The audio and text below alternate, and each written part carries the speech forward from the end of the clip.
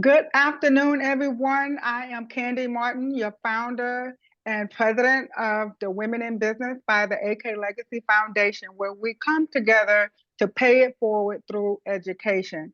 And not just any education, but financial education, business education, wellness education, you name it. We're all about learning more so that we can share more and so that we can all strive to have a better quality of life. I am super excited about our guest today. I don't know, I'm always excited to have people on. However, I'm like super excited. How about that? I hope that you can feel my excitement through the screen. Miss Kim, I'm going to introduce her, read her accolades and all those wonderful things in just a second. But I just wanted to let you all know that the AK Legacy Foundation, we are back to having our Ask the Expert. And so if you're interested in being a guest on our show, go to our website and you can click Ask the Expert. There you can find past shows and you can register to become a guest on an upcoming show. We would love to interview you, find out what you have going on in your community, through your business, your organization, or your ministry. Or if you just want to hang out with us, that'd be super cool as well.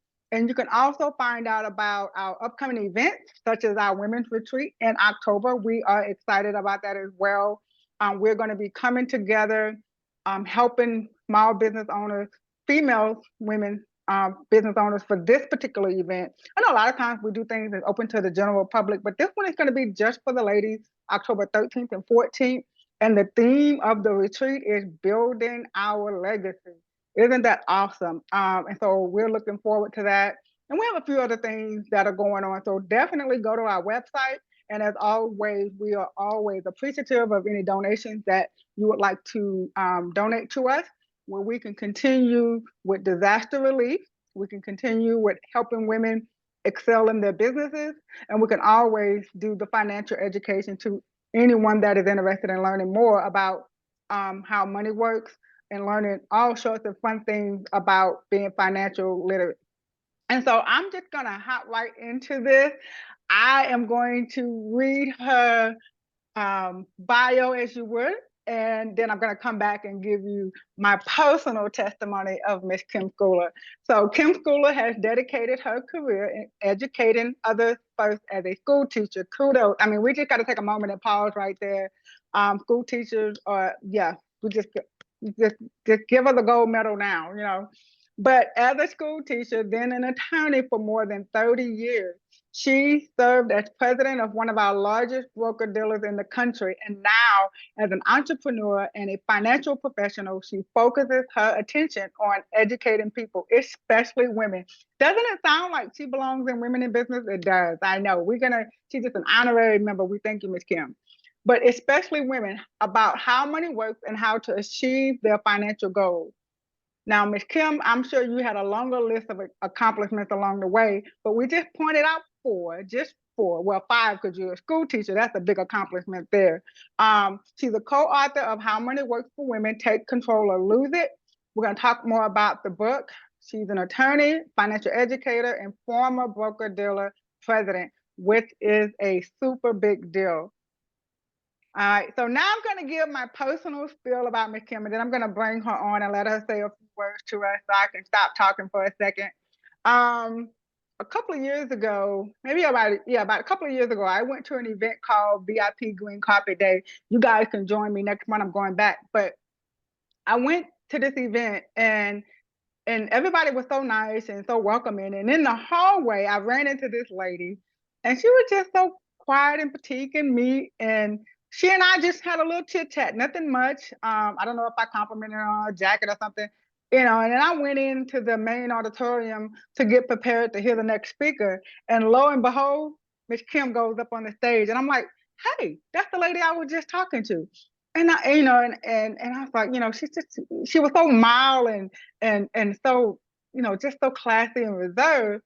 But let me tell you, when she got up on that stage and she opened her mouth and she started talking about empowering women and taking control of our finances, I'm talking about powerhouse. And then of course she exited the stage and she was back to being quiet and meek. So I said, look, I would have never expected all of that, that fire to come out of this little nice lady that I met in the hallway.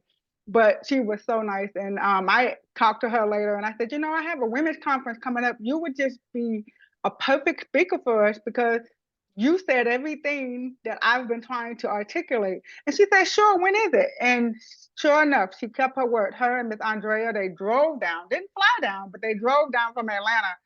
And that just spoke volumes. And as you can see in the picture, some of the VIP members, they were just too excited to take a picture with Miss Kim. She was so lovable.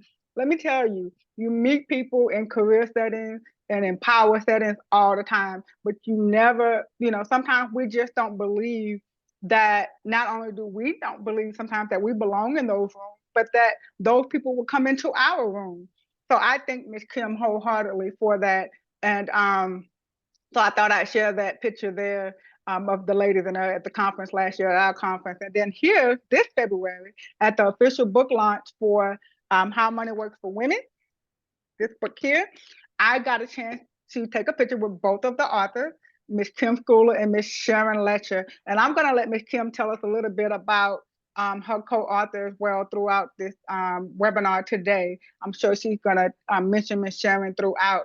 But this picture with these two ladies has really reunited my passion for what I do and helping others. And so I'm going to be quiet for now, and I'm going to let Miss Kim share a few words with us.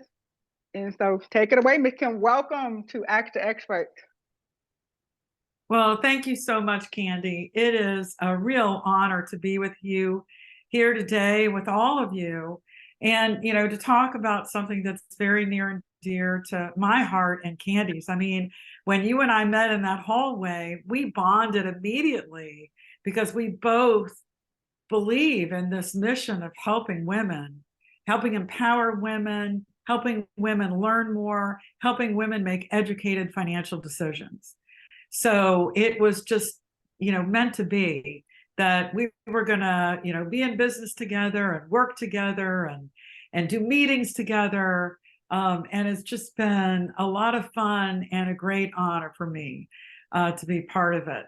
Now, as far as the book, we've been writing the book, Sharon and I, for the last 18 months, and really in earnest for the last 6 to 12 months. Sharon, for those of you who aren't familiar with her, she is like the OG of financial literacy. She co-authored Rich Dad, Poor Dad with Robert Kiyosaki and wrote 14 other Rich Dad books.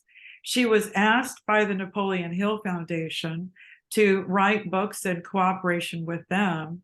She wrote Think and Grow Rich for Women, Outwitting the Devil, 3 Feet from Gold. It's been a great collaboration for her with the Napoleon Hill Foundation. She just so believes in financial literacy for everyone. She actually started an organization called Pay Your Family First that focuses on providing financial education to children so they understand how, it's just so important. And we're not taught how money works in school. It's up to our families. It's our parents or whoever's raising us. We learn by whatever they learned, and they learned from their parents or their grandparents. And so we've got to stop this cycle of misinformation or incomplete information. Now, the original book, How Money Works Stopping a Sucker, was a great step forward in doing that. It talked about the 3 basic financial concepts, as well as the 7 money milestones, which are the 7 important points for every solid financial plan.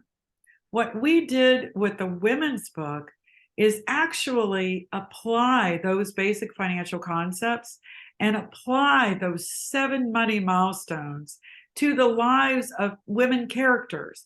And you can see on the screen the 9 women characters that are covered in the book. So the very first character is Zoe, and Zoe's 19 and she's in college. And so Zoe's main financial concern is student loan debt. So her chapter really focuses on that.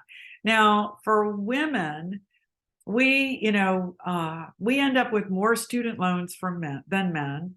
We also end up paying longer on our student loans than men do. Why? Because of the gender pay gap. When you make 82 cents for every dollar earned by a man, we have less money to set aside to pay off those student loans. Now, the next character is Maria. She's in her mid to late 20s. She's starting her own business, and she's also planning her wedding. So Maria's chapter focuses on what are the steps if you want to start a business. Now, women business owners, we comprise maybe half of the businesses, the small businesses out there are owned by women. We really come into our own. And me as an entrepreneur, I think Candy can say the same thing.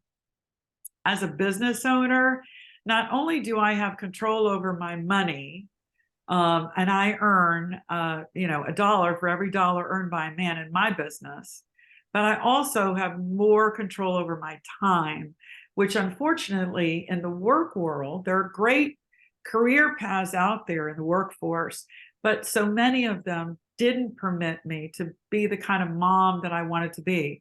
What was missing on my biography is the most important role that I play, and that is a single mom. And so my son is now 27, but 10 years ago, 15 years ago, I needed to be around more, and I needed a lot more flexibility to be able to do that. So for me, owning my own business gave me the ability to do that. We also have a whole bunch of tips and great information about what to do if you're planning a wedding and are looking for ways to kind of cut down the costs. And then in Maria's chapter, we also talk about, a husband and wife sharing their finances and what's the best way to do that. So there's a lot of great information, a lot of statistics to, studies that have been done on this that can help guide you as to, but, the choice is yours. What works best for you? But we can provide a lot of great information to help you make an informed decision. Now, the next character is Val. Now, Val is a single mom. She actually had to give up her career of being an interior decorator because she needed to be home more because she's got a special needs child. Now, 1 in 5 children in the United States have a special healthcare need. So this is something that we need to address, because who ends up with the majority of the caregiving responsibilities? It's typically the mom or the grandmother. It's usually a strong woman in the family. And so we talk about what that means for Val and her finances. And what are the things that you have to know if you've got a special needs child? So we talk about Social Security. We talk about ABLE accounts. We talk about special needs trusts and what all of those things mean and some of the parameters to give you kind of a working knowledge if you're in that situation, or if there's a special needs child in your family. So the next character is Dana. Now, Dana is a hospital director. She's got 2 kids. So Dana, as an employee, is juggling saving for retirement and saving for her kids' college education. In Dana's chapter, we talk a lot about employee benefits and supplemental life insurance and what is a 401k and what you need to know about a Roth and all of that. All of that's in Dana's chapter. We also talk about college savings and give the example of what Dana's doing to set aside money for her kids' college education. Next is Sarah's chapter. Now, Sarah, for the last 12 years, has built a real estate practice. She's a business owner and a single mom. She has become one of the top real estate agents in her city. Now, Sarah is actually based on a real live person in my life, one of my clients, who now is one of the top real estate agents in the state of Georgia, in the city of Atlanta, her own TV show and everything. But 12 years ago, she left an abusive situation with no money with just her and her kids.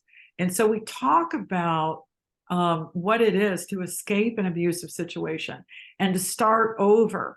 And what are some of the things that you can do financially to get yourself on solid footing? Now, 1 in 4 women report that they are subject, they're victims of domestic violence. And 99% of those women are also victims of financial abuse. So this is really critical for women. If it's not you, then it's a woman you know, a woman who is near and dear to you. And so in Sarah's chapter, we talk about looking for the red flags so you don't get into a situation like that. We also talk about what to do if you're in that situation. And then we talk about what to do once you've escaped that situation. So Sarah's chapter is really important. Now, after Sarah is May. Now, May is the ultimate caregiver. She's taking care of her elderly father who moved in with her. Also, her adult son moved in with her because he wanted to save money for his own home.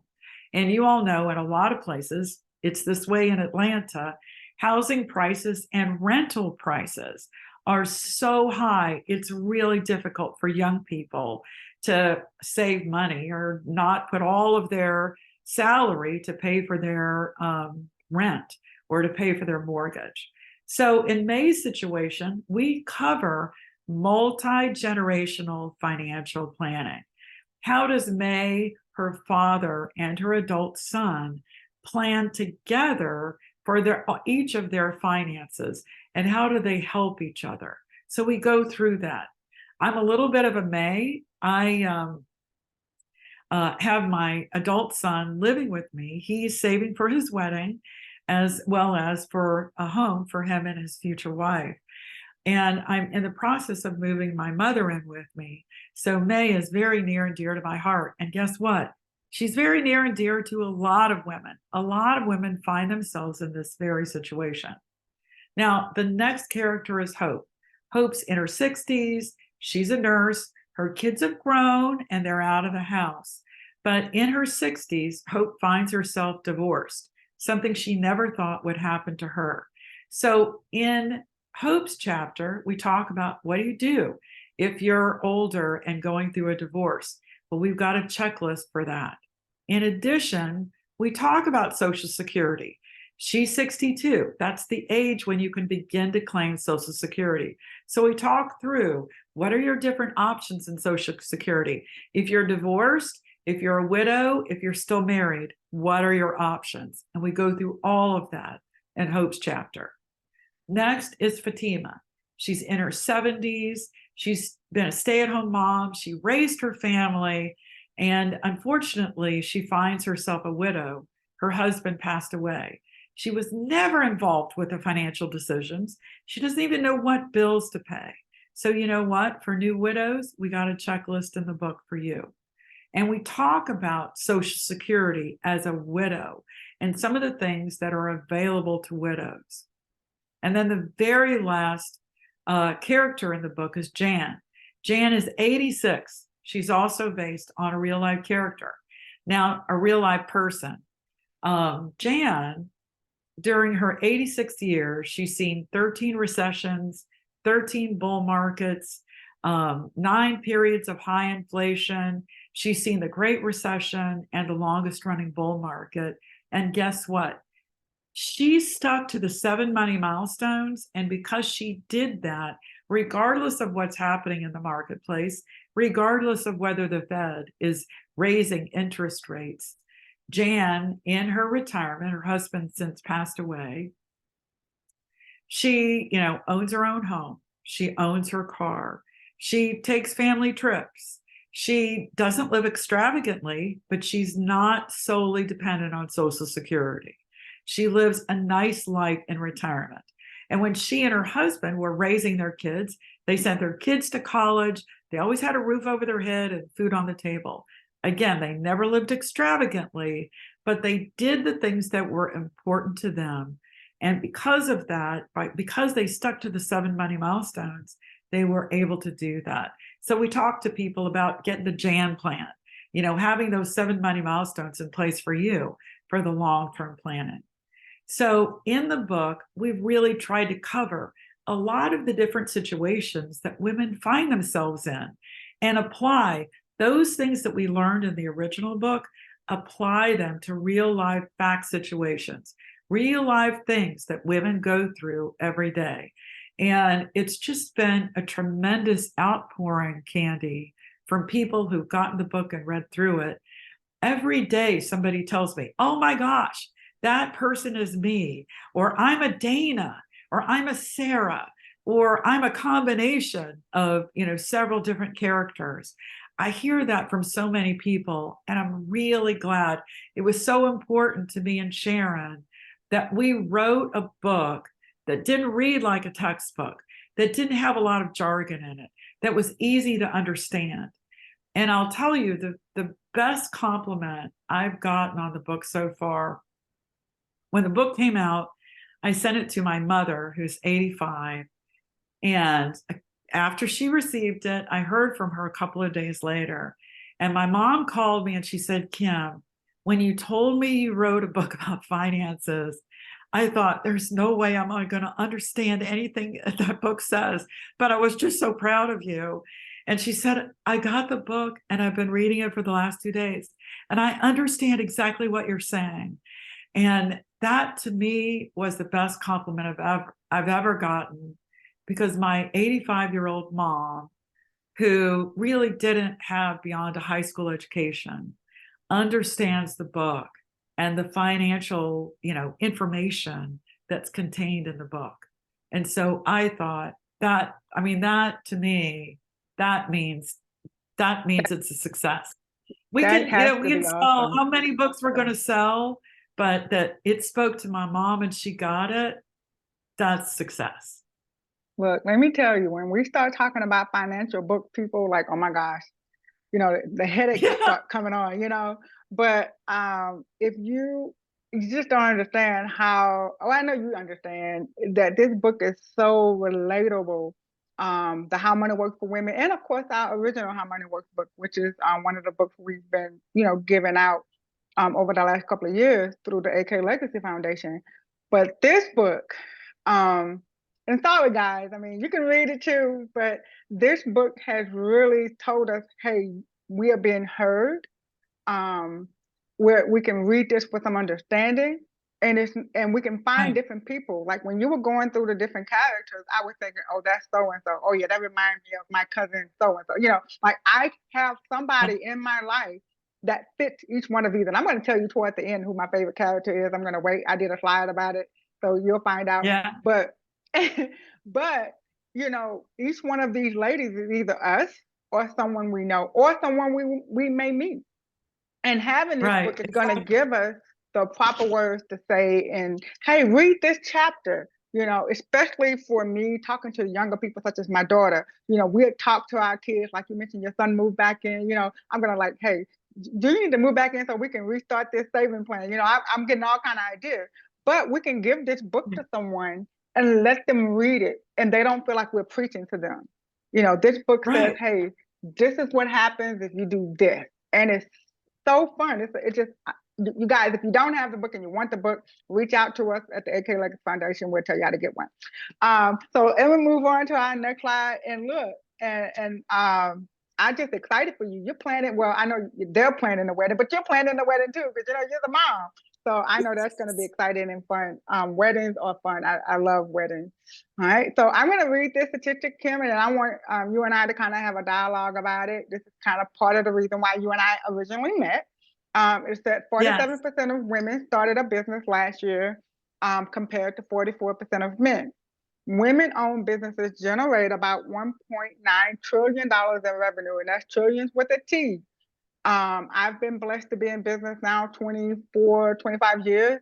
And I have seen, just like you mentioned earlier, how men earn more money. Even in entrepreneurship, men tend to get more of the deals, more contracts, especially when we're talking about finances and money.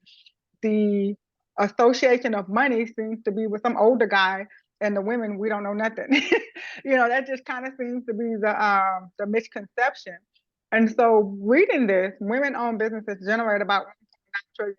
I know that you have that you talk about it in the book about what's coming up in the year 2030. What is it looking like? So could you tell us a little bit about where women are in relation to entrepreneurship and gaining access? So by 2030, women are expected to control 30 trillion with a T, $30 trillion worth of financial assets in the US. That's about 2/3 of all of the assets in the United States.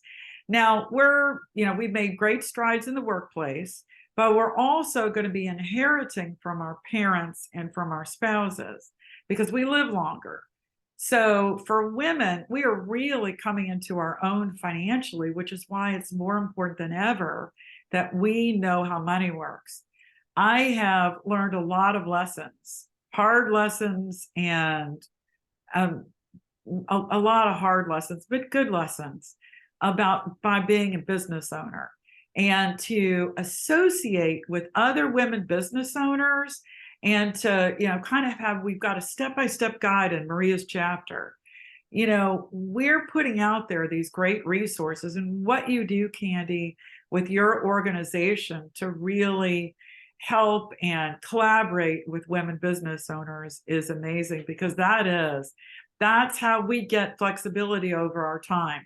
That's how we really exercise our power, is through entrepreneurship. Yeah, and it's funny you should say that. That's how we get to navigate and take control. The name of the book is How Money Works for Women, Take Control or Lose It. And I remember, just like you said, you wanted to be there more for your son. And so for me, I just didn't want to, I wanted to be at everything. I mean, my daughter, she got into dancing and cheering, and she just wanted to do everything, and I wanted to see her do everything. And they didn't have camera phones like we have now, so it was either you were there or you missed it and you heard about it. And so that was one of the reasons why I was prompted to get into business, but not having no idea of what to do first. And so when reading the book and I saw that you had the checklist, I'm like, oh, Miss Kim is gonna save that. Y'all gonna save a whole lot of people a lot of headache, because part of one of the things I do in business is help small business owners who just kind of just was out there winging it, starting it, doing things. And so ladies would come to me. That's how the foundation got started. They were like, hey, I need some help. How can I do such and such? How can I do? And then you guys put it in the book. I'm like, this is amazing. It just seems as if you all just didn't want to write a financial book about facts and some financial books about, the rule of 72 and investments and percentages. You weren't just trying to do all that, but you were also trying to think of the mindset of women, what we go through to do the business. We can't just get up in the morning, brush our teeth, go to the office. We gotta cook breakfast. We gotta see who has a dentist appointment. We gotta check on mom. We gotta do so much before we get out of the door to even get to business. It's like, whew, I'm tired. And they're like, it's just 9 o'clock. But hey, don't do me that. I need my coffee so I can do the next half of my day. But to think about us coming into all of this money, like you said, $30 trillion that we'll have in access. Reading books like this will help us to be prepared. It'll help us correct some wrongs we've already made. I know, Kim, like you said, I know half of this stuff is in here because y'all learned the hard way.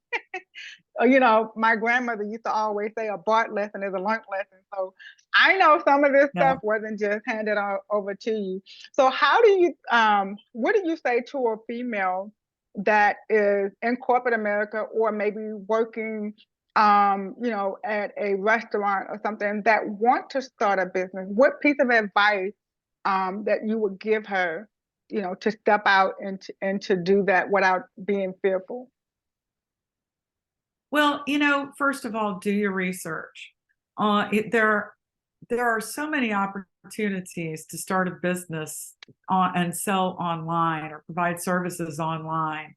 But, do your research, find out, what's available, where you fit in, what your niche is. And then, start small. You can, still continue to work at whatever position you've got, and run your business at night or on the weekends when you've got free time. until you're ready to make that switch and make it more of a focal point in your career. But just start. Don't keep putting it off. It's gonna, time is gonna pass you by. So just start your research. Start, do little steps. Just look into it. What is it that you've always wanted to do? What is your passion? Is it about writing a book? Is it about, selling things that you create? Is it about coaching? What is it that you want to do for your own business? And do the research and start it. And Kim, I just thought about it. She's being modest, y'all. That's just Miss Kim. But I'm gonna brag a little bit about one of the opportunities that I was afforded because I wanted to take my business to the next level. I wanted to be able to compete with the other financial firms that are. It's definitely a male-dominated industry, but I heard that in our industry, Kim, how many percentage of women are owners in our business? I just want her to tell that fact.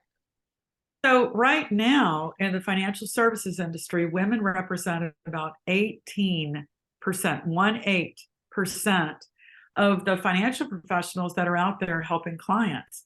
But if women are coming into all of this wealth by 2030, and women are getting smarter about money, and we're making great strides in the workplace, then it makes sense to me that, like the real estate industry, the financial services industry is going to be dominated by women financial professionals and women clients.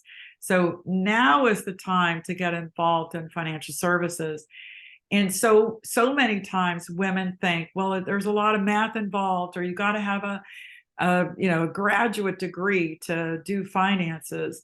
It's not that complicated, and we help you learn the things that you need to learn in order to be successful in this business. All right, thank you, Ms. Kim. So we're going to take a pause, Ms. Kim. Don't go anywhere because I got a few more questions for you. But what I want to do at this time, I want to do our community spotlight. We relaunched our Ask the Expert initiative, where we bring different experts from around the world to come and share information with you all. And prayerfully, you all are learning something, or some things are being confirmed for you. Please share this video. If you're watching a replay, please share it. So what we're going to do is take a moment to spotlight one of our VIP members, which is someone that supports the women in business. And so in return, we're going to support her. And I think it's so fitting. Her organization was the perfect organization to spotlight during this session with Ms. Kim. And I'm going to bring up Ms. Sanjanita Jordan. She is with Dual Support. And she does several different things. But what I want her to talk to us about today is kind of what's going on and how she is helping the women in her community. Hey, Miss Anjanita. Let me see, I have her on mute. Oh, yeah, my apologies. There we go. Hi, everyone. Thank you, Candy, for giving me the opportunity to speak and spotlight Dual Support. I really appreciate it, and thank you. Dual Support is a nonprofit organization that helps women that are going through separation and/or divorce and/or just bad relationships. We deal with women who are going through verbal abuse and mental abuse, and we teach them about the red flags. I heard Ms. Kim say the financial red flags, so we teach them about the red flags also. We also deal with women that are dealing with physical abuse and domestic violence. We have one of our board members who is certified in that, so it's very fitting that we have a board that is comprised of people in different areas that can help all of the women.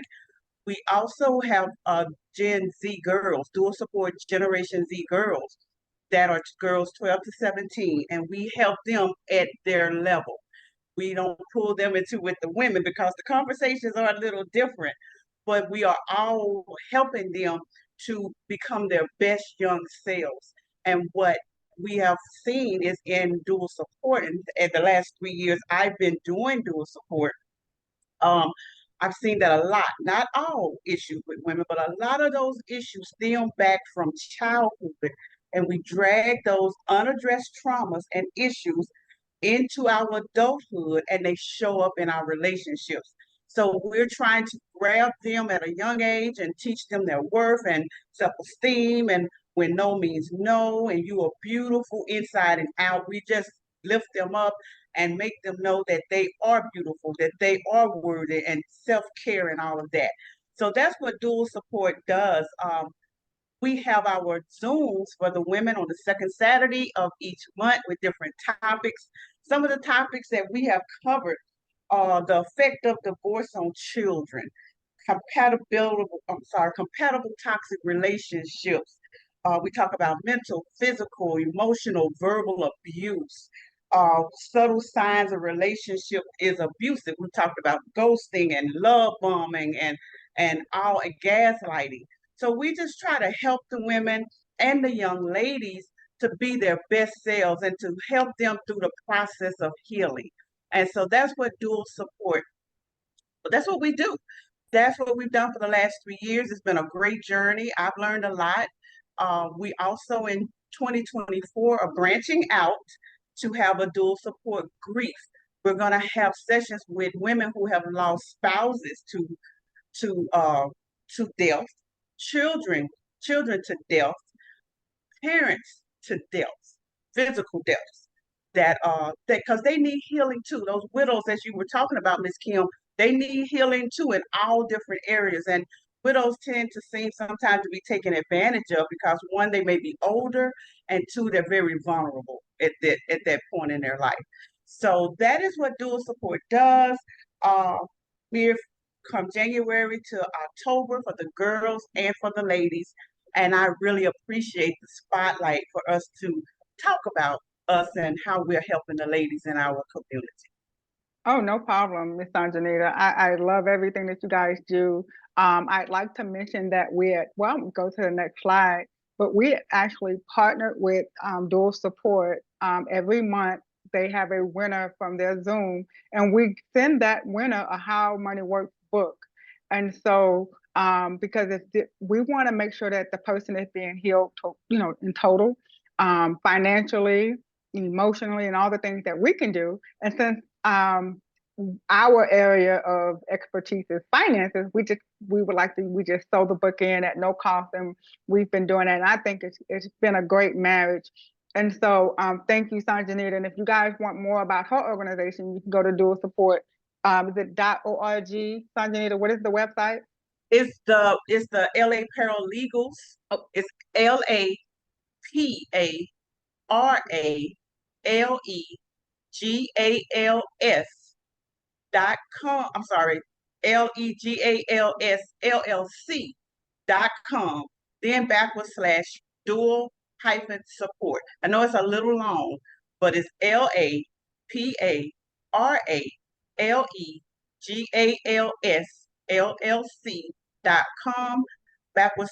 /dual hyphen support. And you can reach us at 504-517-5492.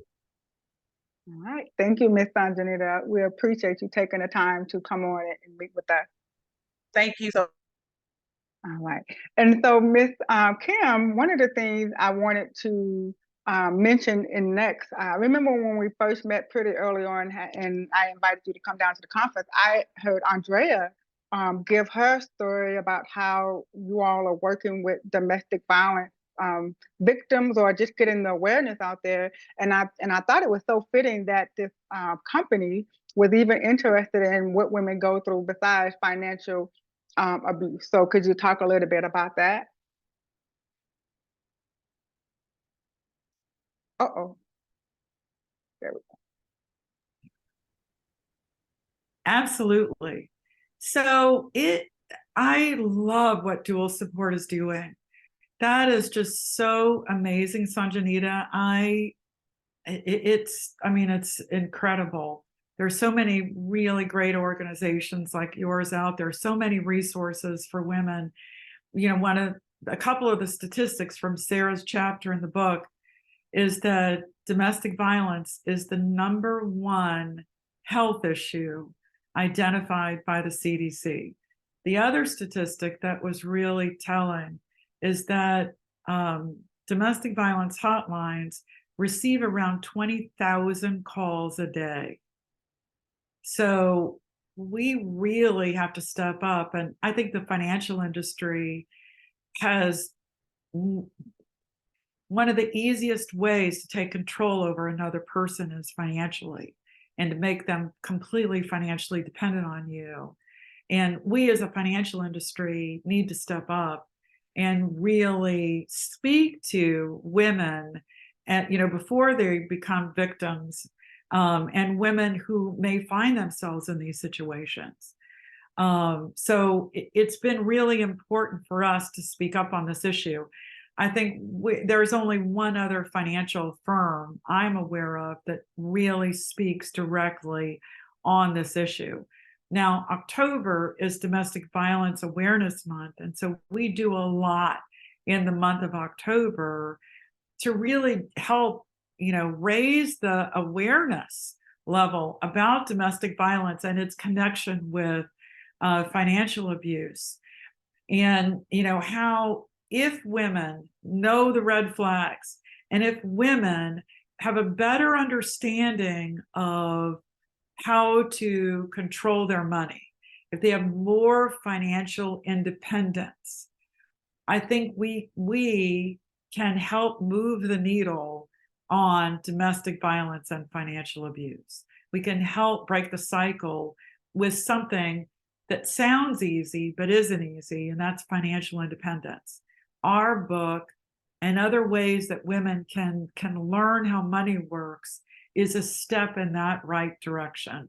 But I truly applaud what your organization does, Sanjanita. Dual support, I mean, that's amazing. It is amazing, the work that you do. I'm sorry, Sanjanita, you were trying to say something.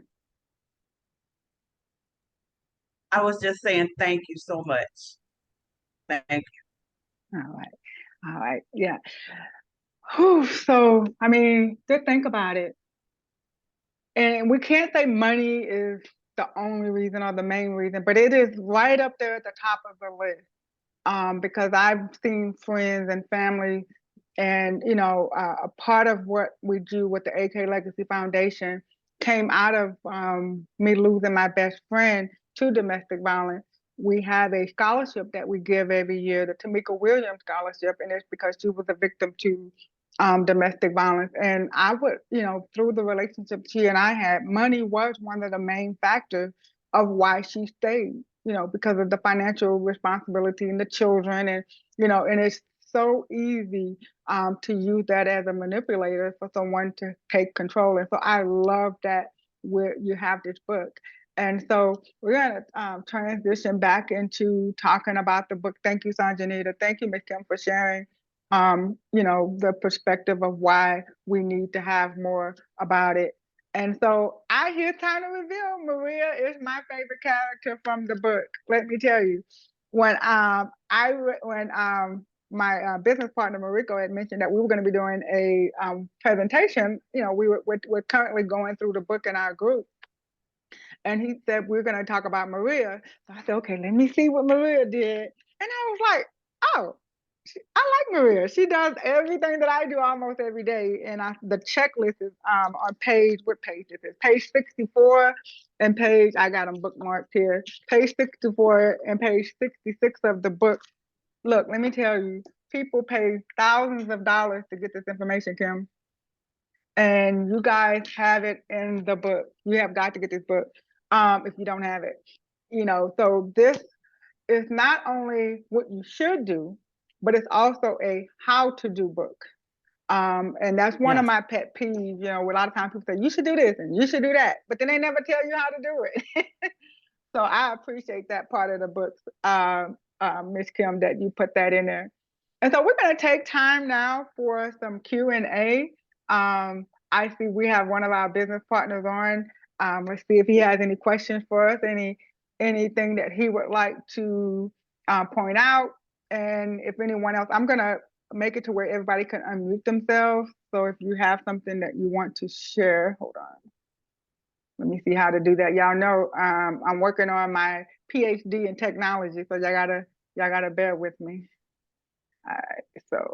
So now everybody should be able to unmute yourselves if you have a question. We would love to take a question. I have a few here, but if we have anybody currently with us on Zoom that have a question, please ask away. Yes, I put a question in the chat. I just want to know, how do I purchase a book? Do I get with you, Candy? Yes, you can get with us. Let me put it out there how to get a book just for the general public, for when people replay it.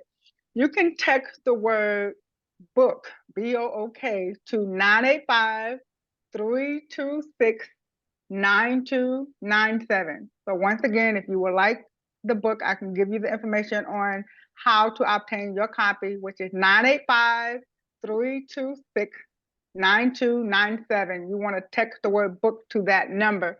And I'll have information for both of the books: How Money Works, Stop Being a Sucker, and How Money Works for Women, Take Control or Lose It. All right, thank you, Sanjanita, for asking that question. I almost forgot to mention that, how to get a book. All right, anyone else have a question before I go to the ones I have here? For me, Candy, I just want to tell Kim, thank you so much for putting the book together. It is interesting as I've been giving the book out to ladies. They've been very impacted by the book. You know, I remember giving the book to, my wife, Vanessa, and she started reading through the book and she's like, oh man, this is a really good book. I remember when I started reading the book, I was like, wow, this is a really good book. So I highly encourage all the ladies to get the book. And also, you don't have to be a lady to read the book, even, learning from the perspective of things that women go through, and how to be sensitive on different topics when you're having conversation with a woman. Those things help me as a financial educator as well. So Kim, I just want to thank you for taking the time to putting this book together. Also Sharon for taking her time to put it together as well. We're truly grateful.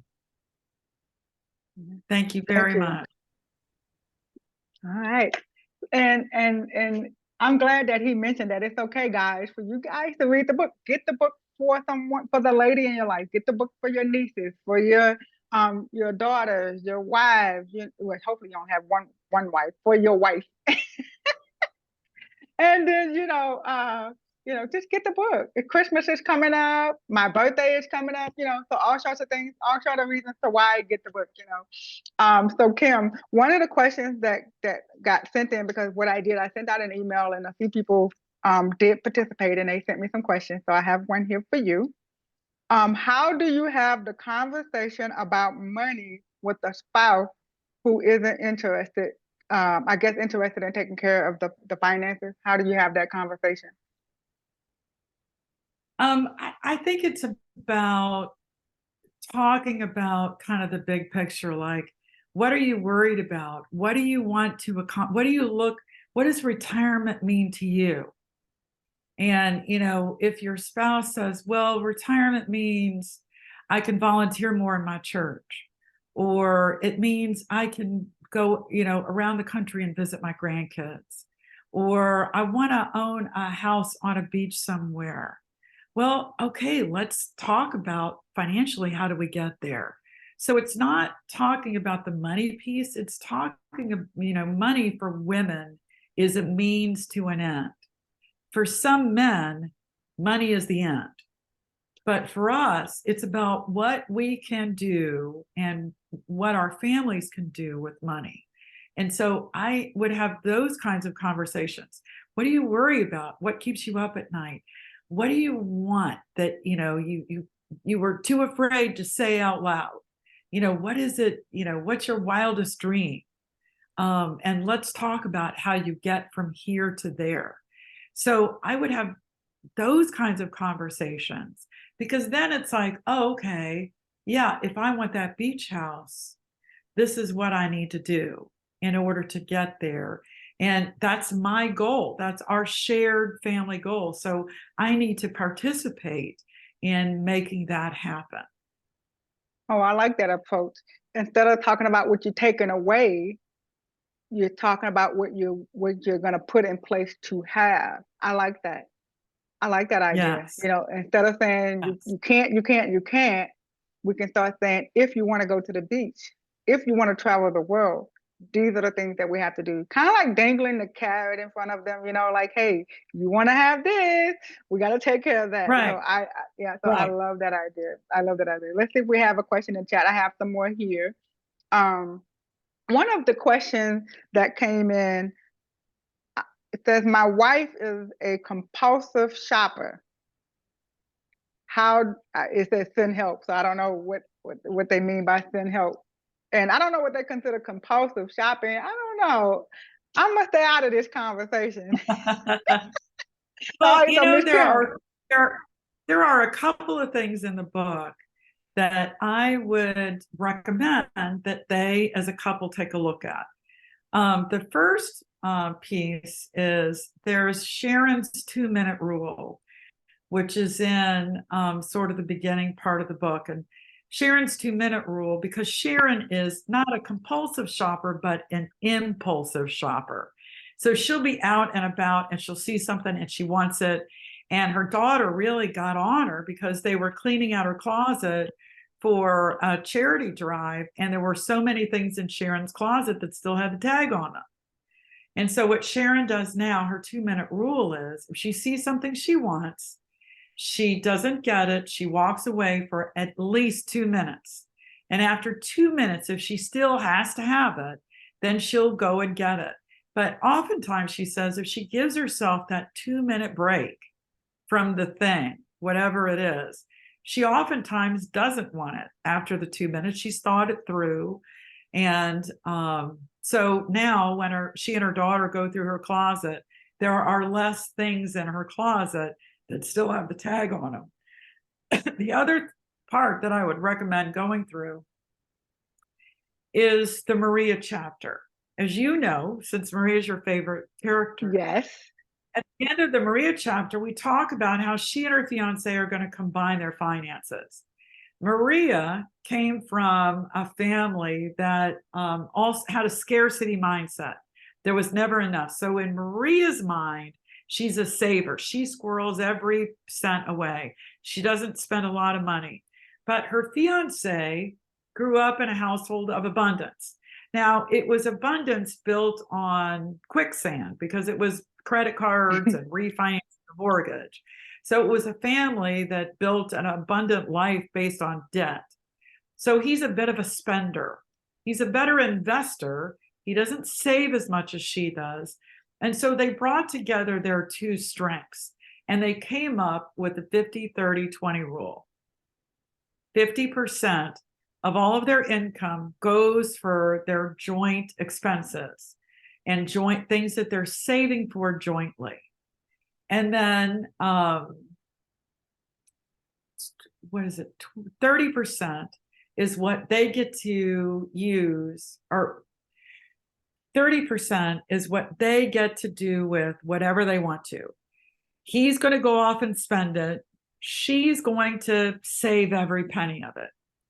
And 20% of it is their savings. They've got to save 20%. So 50% for joint expenses, 20% for joint savings, and then 30%, he keeps his third part of it and she keeps her part of it, and he gets to just go off and spend it and she gets to squirrel it away. Now they want to save for a house and they want to start their family. So they adjusted the 50-30-20 rule to 50-30, 50-20-30. They're going to save 30% and only give themselves 20% they could spend or save on whatever they want. So you can take that 50-30-20 rule and adjust it for your situation. If you've got a big goal that you guys are saving for, then, cut down on the amount that you can free spend or spend without questions.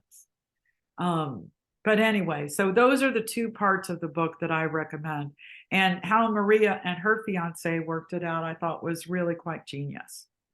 I like that too. I like that, the part where you can actually take a part of it and actually spend it. And I think for me, one of my challenges is actually spending it. I'm like, I'm already, I guess that financial mindset is like, okay, do I need those shoes, or can I take this and put this in an account? So it's like I probably didn't get the shoes, but I'm gonna rethink that thing. I might need to get the shoes.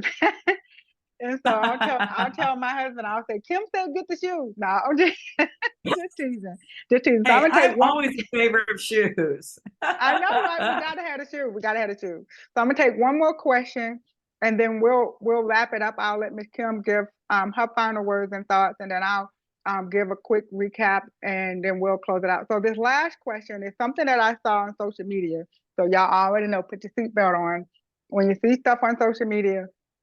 But I when it comes to financials, because that stuff is just exciting for me, talking about money, how it works and how we can help the world with it, so I'm always trying to, I'll go into the comments, and I was reading, and it's very interesting how people have different perspectives about money.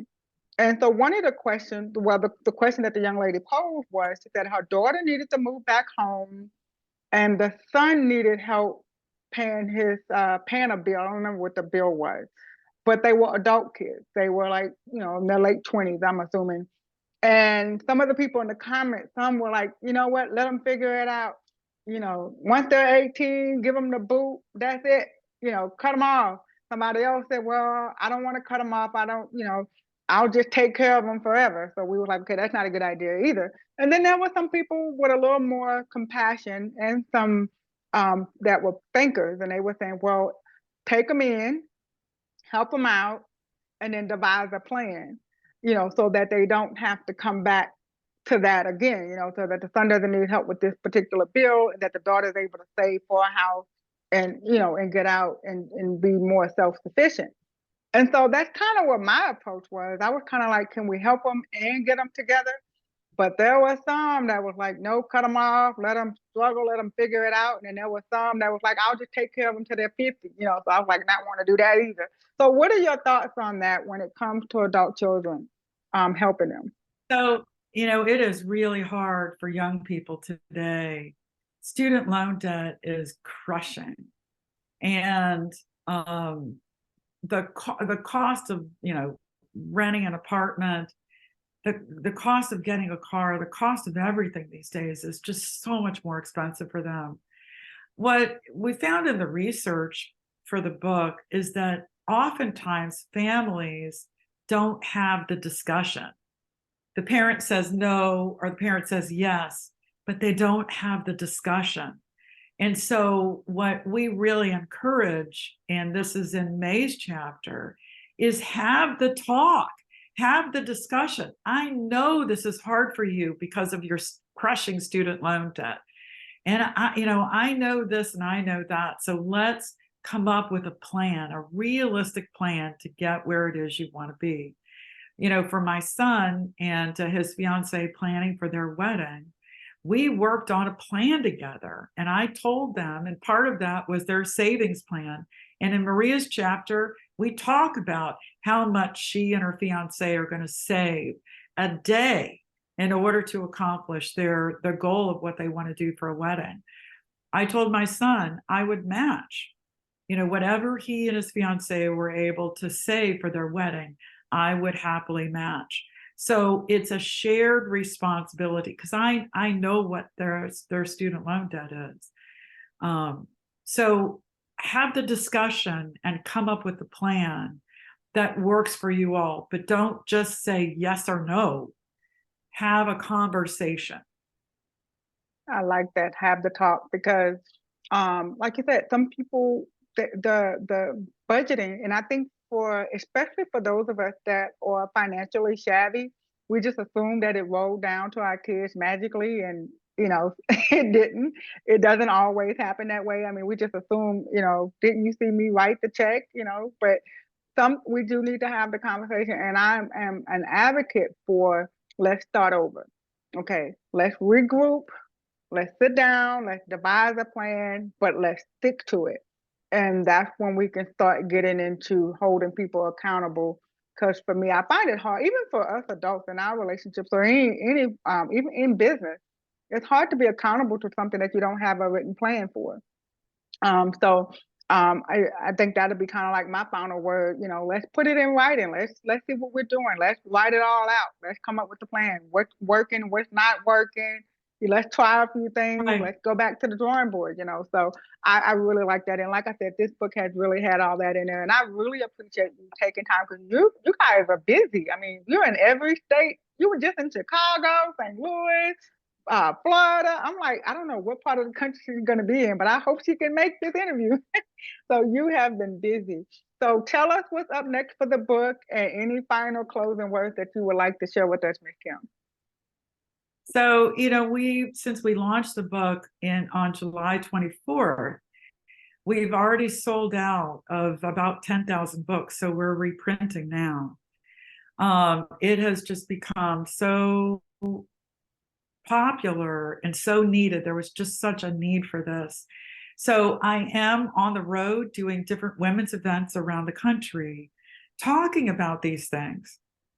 And we're creating a workbook to go along with the book. So you can, do kind of your own checklist. We're going to provide everything that was all the checklists and everything in the book, plus more in the workbook. And that'll be available to people electronically for free in the next month or so.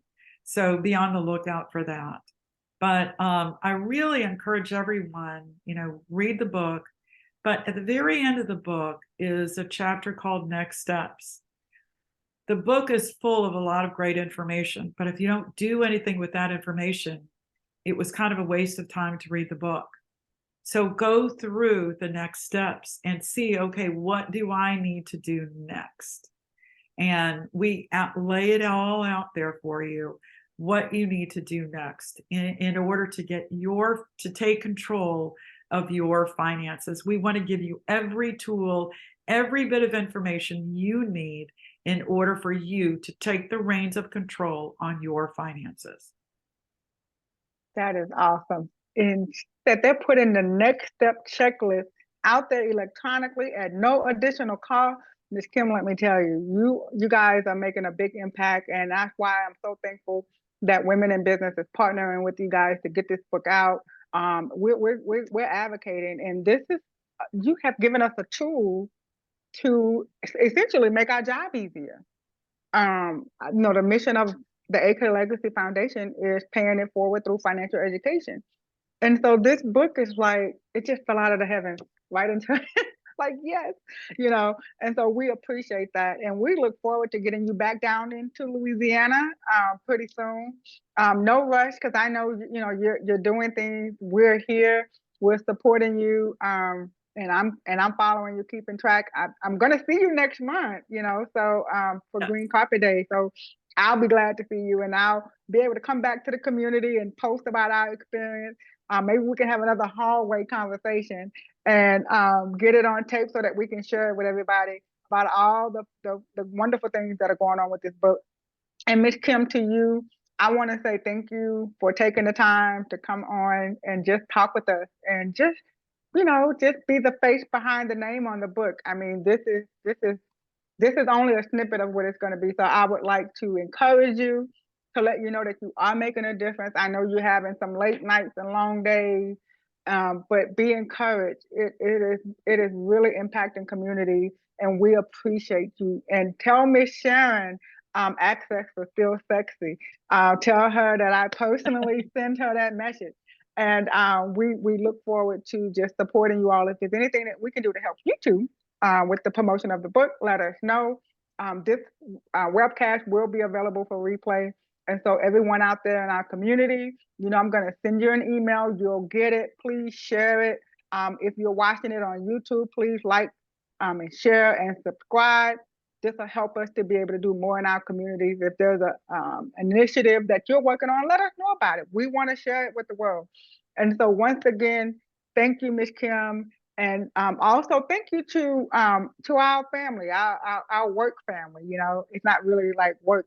I don't know if it's work or family, but our Wealthway family. Shout out to you all for supporting us as well. And so thank you once again, Ms. Kim. Is there anything else you'd like to say before we close out?